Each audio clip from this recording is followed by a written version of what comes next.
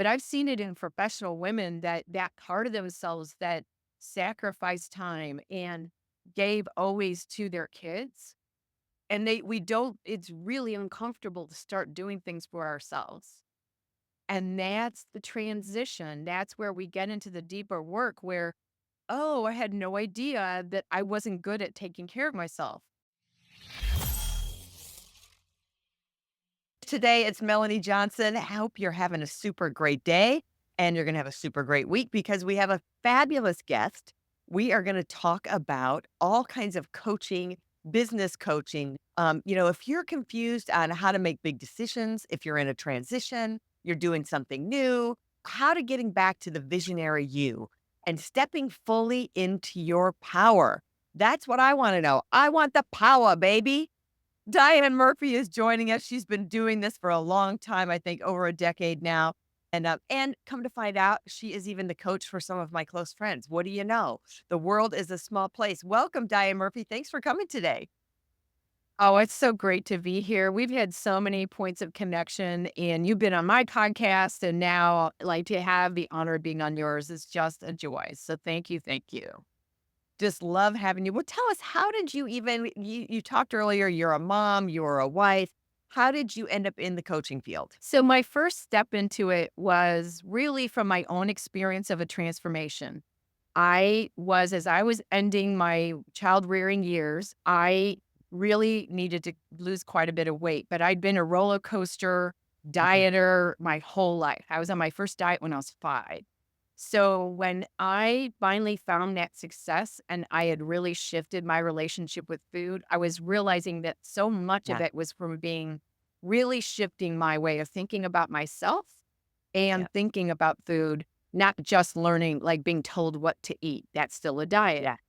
And so, in my journey of finding a coaching school that could support me becoming a coach in that space, that's where I Yeah. got started. And then from there, I have had so many iterations of working with type A top leaders. And the first area was weight loss for quite a bit of time, but I realized I was coaching mindset Mhm. 80% of the Mhm. time. And I Yeah. decided to go all in on supporting people more with that mindset piece, knowing that a pillar of our work will be around wellness, but Yeah. really digging into the mindset shifts they needed to be successful and be themselves. Wow. I love that. Now let's dive into that a little bit. I would say we've just been through an election. We've had hurricanes. We've had, and here in Texas, there's been tornadoes. So, things stop your business, life gets in the way. We get Yes. overwhelmed. What are some of your Yes. tips to help?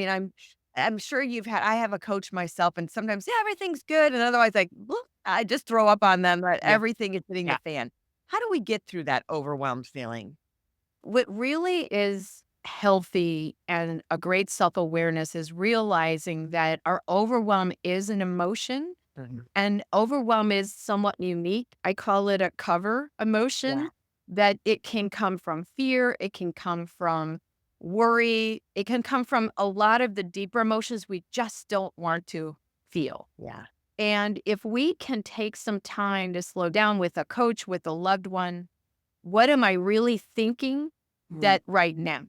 Yeah. I'm thinking I might lose my house in a storm. I think I'm never going to get a job again. I think, that the future looks bleak because of what I'm making this election mean. Yeah.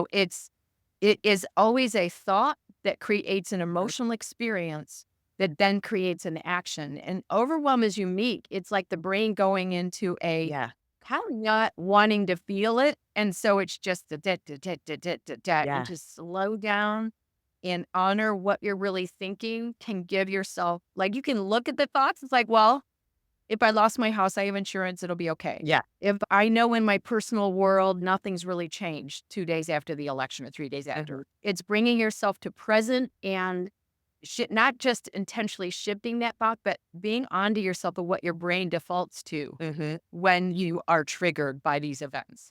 The other thing I find, breaking it down into bite-sized pieces. I mean, here Yeah. personally, like a tornado type storm that came in and all these Ooh. trees fell all over and, you had to Yeah. say, "Okay, let me," instead of like having the whole thing, and even in my life, I've had, oh my god, when my former husband filed for bankruptcy and the houses were foreclosed and attorneys and all of these things. And I said, yeah, if I look at everything, I feel like I'm drowning. Right. But if I just take Yeah. these little bite Yeah. sized one step and then just say, okay, this is what I have to do. Who can I assign it to do? When, Yeah. who can I give some of this stuff to so I don't have to do it? And I think those bite sized pieces are so helpful when you're having to do the overwhelm. Have you found that for your clients as well? Yes, and I think that it's like the overwhelm is thinking that we have to do it all at Yeah. once. The overwhelm comes from thinking, "I'm not doing it right." And it comes from all this conversation in our head, and that switching that when a client comes to me overwhelmed with a lot on their plate. I work with some attorneys. I Mhm. work with people that have a very large load, and it is like, "What can I do right now?" is the Yeah. question. And what can I control, right? What can I And control? and the intentional action, like, we are so reactive once we build businesses. This is a lot of the work I do. We're so reactive Yeah. and so doing what comes on our plate. I work with a lot of business owners that have scaled, entrepreneurs that are running, the sales organization.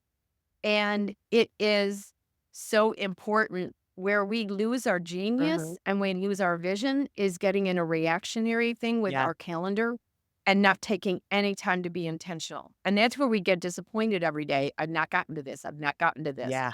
And that type of overwhelm is solved by deep breaths, understanding why you're working in that way. Mhm. There are days you just can't change the calendar, but Yeah. it is what can I do right now? What might need to be deferred? Mhm. And, slowing down is the most impactful thing we can do for our brains. And that's like the overwhelm, the high anxiety, you Yeah. know, most of the people I work with have a high capacity. I don't tell them to take big days off. I tell them to just slow down so that you can do what they intend with their And I find business like when and you life. slow down, it almost gives you like it's like taking vitamins a little bit. Like Yeah. then the little things don't bother you as much. You're breathing, you're Yeah. just giving your mind that break. And then you go back and then I don't know what it does to me, but I feel like, oh, the days that I did meditate or take time to pray and really slow down or in the middle, I'm Absolutely. just like, just breathe. Then I feel like, oh, I'm just, I don't know, stronger. Like I worked out, I put, I don't know, Bengay all over my muscles or something. Well, and it's honoring that is so important. Our society is so high information, high, I'm starting to limit my app usage. I am writing better because of it. And, that is what I want my listeners, your listeners to really hear is slow is the new fast. Yeah. I learned this with the diet book. It was while I was Right. training to be a more intuitive eating coach. The Slow Down Diet is an actual book, and our metabolism, our awareness of how much food we need, our awareness of making great choices with food is done by slowing Yeah. down. And what you just mentioned, meditation. I did a, very small warm up this morning Yeah. physically and then was able to download all the work I needed to do today. And if we can give our bodies and our minds that slower Mhm. way, our fast, and I know you know this from working with Yeah. writers, when they create the right environment and take really good care Mhm. of True. themselves, flow is not slow. Slow is grounded, Um, clear, and creative. I love And that's the work I do with the people that work and with it's such me. a good reminder, especially now I feel like the overwhelm a little bit of AI because AI is opposite of slow, it's Yeah. now fast. Everything is faster, you're creating faster. Oh, I should be creating more, I should learn all these new tools, there's a new tool every day, I need to implement these tools, and you're like, but I love this, like, Right. even with that, slow down, pick one new piece of Use one. technology, then Yeah. see if it works. If it doesn't work, you don't have to do 10 tools at one time. So, because that's hitting businesses right now too. And that kind of leads us Yeah. into transition. So you're leading even in personal lives. You and I both had transitions where we were married and then you're not married. You have a new Yes. identity that you have to have. People who've lost their homes recently because of storms, they're, where am I living? That's a transition. So many people that are 40 plus, 50 plus are losing their jobs, being laid off, and that's a big transition. So, how do we handle transition, even empty nester transition? I mean, That's life Yes. is every day is gonna change, we know for sure. How do we get through those weeds? I think, this is something that all coaches work probably the most Mhm. on is when people are in big Yeah. transition. And the first thing that I share with people, like, for example, I work with owners that are selling their businesses. And what I share quickly with, especially with others that also work with them, is that isn't a space. Whenever we have we've decided to leave corporate, any of these big transitions you've mentioned, our body will feel like we're jumping off a cliff. It will feel mentally and physically like the great unknown, Mhm. and it is normal when we can normalize that. And I think this is why leaders struggle with it so much. They're used to being confident and high powered and running hard. Yeah. And why life hits them with a surprise divorce, a surprise job change, even surprise growth in their business where they are getting snowed. Mhm. That's where I step in to help them to see this is why you're feeling this way. It's normal. Our minds and our bodies, we were designed biologically to stay safe. And so safe Yeah. can mean like not making any change. And when that change is not even of our choice, and then even if it is our choice, which is so Yeah. perplexing, it just brings up a lot of fear. So understanding that's normal, normalizing that is the first work. Mhm. And then it's putting a lifestyle in a rhythm, in a mindset where you invest in what you're creating, not what you're losing. Yeah, and, you made a good point of even when it is our decision, so you have the life Yes. happens to you, and it could be, like, the success, Yeah. like, "Oh, this is my decision to get a new house, I'm excited about it," Yes. but then Then you're yeah, then perplexed. you're like, "Oh, but is it gonna be great? Will I What? like the neighbors? Will I have all the, different things?" But then there's decisions that are thrust decisions upon you, and you have the fear of the unknown, and who am I gonna be? Yes. You lose your Yeah. identity a lot of times in that, whether it's the identity of, I live here. I mean, I used to live in a mansion. I used to be the owner of a TV station. All of a Yes. sudden, that identity is gone. And you're like, well, who am I Yeah. now? And how do I decide? And it's scary. You have all these choices. And it really is fear. Do you find that fear is what that paralyzes us most of the time and getting fear? Most of the Hmm. time. Yeah, and many people will talk that have gone through situations like you have, or you hear entrepreneurs that lose their businesses in one day Yeah. because of, like really Hmm. catastrophic. And they will say that fear motivated them. But I digress. I disagree. Fear makes us Hmm. aware of that something is Yeah. wrong, but it can be false. It can be that our brain is trying to convince us that a new change is going to be hard and that we're not up for it and that it is going to be catastrophic. And so like when we're even choosing that Hmm. change, well, it's honoring Yeah. that experience at the same time that you are really deciding what you're going to create and Yeah. just helping that almost little girl in ourselves or little boy, like letting that scared part of Hmm. ourselves know that you got them and giving and leaning into what am I creating Yeah. here? And is it worth feeling this feeling and allowing it to process that morning? Instead of pushing it away, that's my suggestion. The wisdom behind our deep emotions is not just this flip like, "Oh, I can do Yeah. it," but we can understand what we're releasing that we thought we'd be safe if we lived in the mansion. Yeah. I'm releasing, this is not the family life I thought I was gonna have in my retirement years or my Yeah. my empty nest years is when, I it is really a space where we can honor that and buoy ourselves back up by being realistic and using like practices and mindset to restore what is being Yeah. I changed. also think that, recently I've had different things that have been like, oh, I didn't know this was a thing.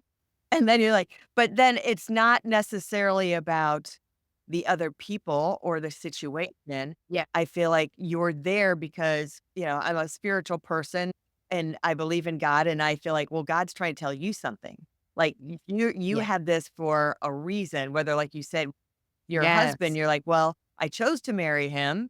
But then there's a Yeah. reason why it's not necessarily like, I'm Yes. not saying it's your fault, but it's like, it's part of your journey, right? Of that Yes. I was given this child or this situation because I'm supposed to learn and grow from it. How can I learn and grow from it? And there's two parts of that. This is the lighter part of what you're sharing, that our circumstances aren't what create our Mhm, emotions. It's the fast, we don't even, that's where slowing down and having mindfulness and having a coach help mhm. you is seeing what your brain, what your mind is deciding that circumstance Yeah. means. And that's what's causing the Mhm. fear. And when there's times when I have to write a whole download of every thought I'm Yeah. thinking. And then I look at it and I go, well, that's crazy. Thank you, brain. It's like a bad dream. It's like, that's not reality. So there's that part of it that if we've not been taught mindful practices, we don't realize that our circumstances can make us victims if we think it's the circumstance causing it. No, it's that gorgeous thought in between that can come from an old way of thinking or just a normal reaction. And then it's honoring it and then shifting, but honoring the reality of what our mind's thinking and then moving. Yeah, it's that saying, "It's not happening to you, it's happening for you." And Yes. And many times it's hard yeah, to yeah. understand that. This has been for my growth is that when I went through the grief, and that's the identity shift part, Mhm. I don't think any of us want to know the bad news, and I call it good news, that grief is part of an Yeah. identity shift. So when we are even doing something like empty nesting and me starting a business as my first empty nest year, I didn't know I was going to be grieving this kind of cushy, but also my time with my kids. Yeah. And all of a sudden, they were not at home, and I was given 3 pink slips the day that my husband retired right after my kids fully left, and I was no longer a mom, and I was, like, no longer the supportive wife, like, in the role like, I was giving up 3 roles I Yeah. held, and it was really difficult, but I created a business out of that. So out of grief, it wasn't my reaction, but I allowed that to be a gorgeous transition of identity Mhm. as at-home mom and knowing that I wanted to do something with my time that was really impactful. And I was just what a gorgeous opportunity I've had to be a I love coach that word. and start a That was business. Yeah. gorgeous opportunity, and, so many nester moms, I think you can embrace starting a business. You can embrace having a new life, whether it's a vibrant social life, taking yoga, Yes. having, hobbies and exploring who you are Yeah. now. It's finally about you a little bit, and it might even be still supporting your kids in a different way now that they're in a different portion of their life. That's where you can see, Melanie, so clearly the identity shift is about how they were so rewarded for being a mom. And now that's Mhm. not there. And it's almost counterintuitive for, especially a stay at home mom. But I've seen it in professional women, that part of themselves that sacrificed time and gave always to their Yeah, kids.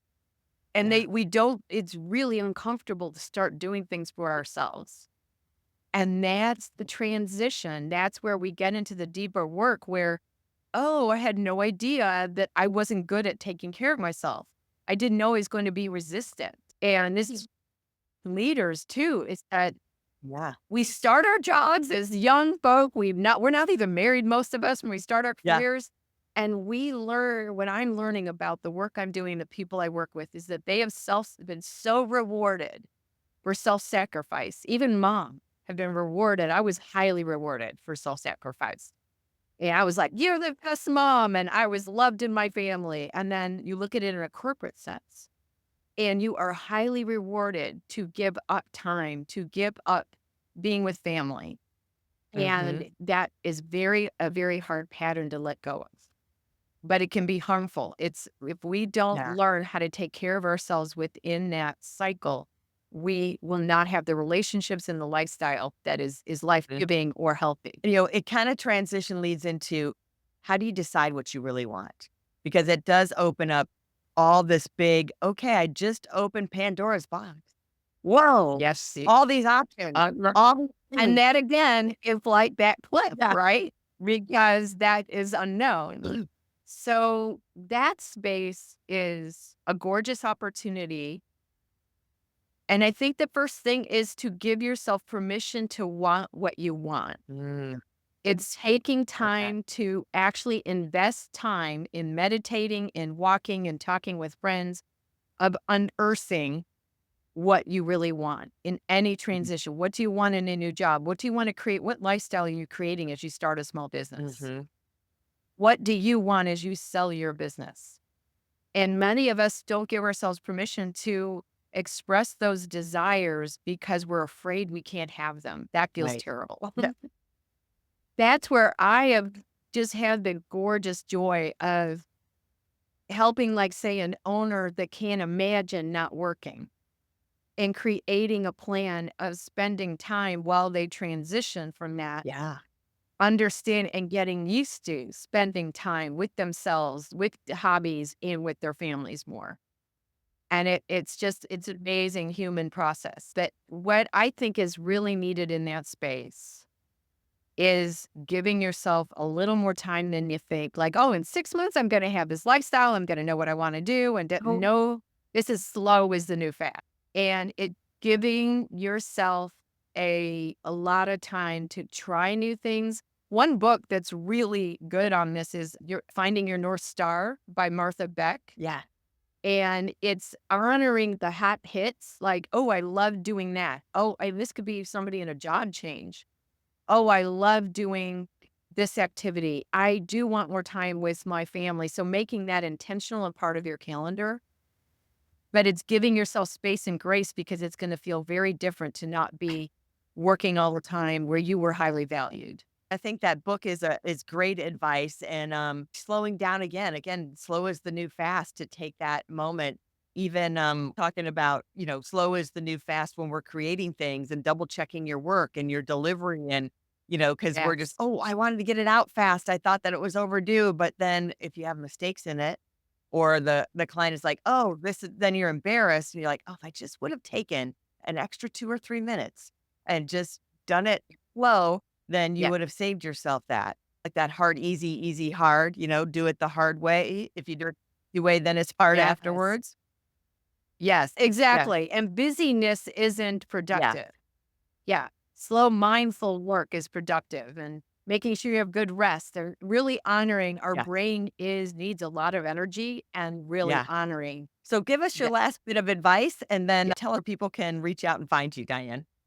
Oh, my last bit of advice is if anything in this conversation has gotten your attention that of something you really do desire in your life, give yourself permission to look at your Mhm. next. And to honor that can cause fear. You can brainstorm and dreamstorm about a next step and never have to take action on it. But giving yourself permission to do that, I call I it like that. dreamstorming. And it's a vision casting exercise of allowing yourself to have all the thoughts about Yeah. what you want and continuing to take steps towards it. I love that. Tell people where they can find you, the best place to connect with you and hire you for a coach if they want. I would love to hear from everyone with feedback and quick questions. I'm at DianaMurphyCoaching.com, my website, and Diana at DianaMurphyCoaching.com. I love personal emails. And I'm also on LinkedIn and have a podcast called The Leaders Table. And it is just a space where I love having deep conversations, supporting people, and they'll know if they're to hire me as a coach. I'm not a salesperson in my coaching room. I love it. I love it. Well, reach out to Diana Murphy. She is a tremendous coach. We have a lot of mutual friends. It's such an honor to have her on here today. And we'll wrap up and think about it. If you want to tell your story and you have a book that you're working on, reach out to us at eliteonlinepublishing.com and Oh, fill out the yes. submission form. And we're prodding Diane. She's working on her book. So I'm calling her out now. In there. 2025 is her year. So look for that down the road as well. Thanks, everyone. Have a Yep. fabulous week, and we'll see you next time. Hey, are you looking to increase your revenue, build credibility, and elevate your brand? This podcast is brought to you by Elite Online Publishing, an innovative publishing and full spectrum marketing company. They will publish and market your book to make it a #1 bestseller. Becoming an author is the best way to market your business. So contact them at eliteonlinepublishing.com today. All of their authors become #1 bestsellers.